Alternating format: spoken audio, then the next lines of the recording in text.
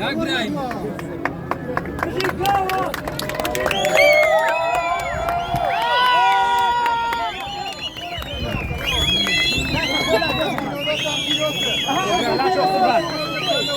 لا لا شوف لكن ما نجي لكن يا بقول ابو مالو هذا جا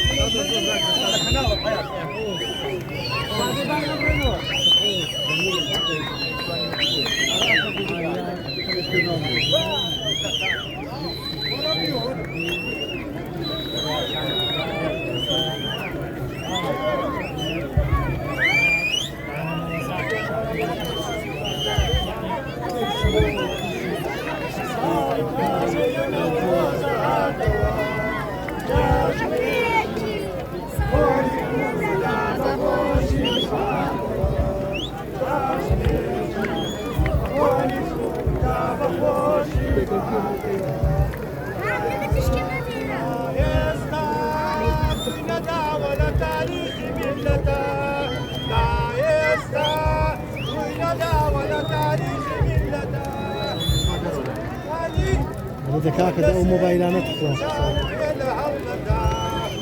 يا ابراهيم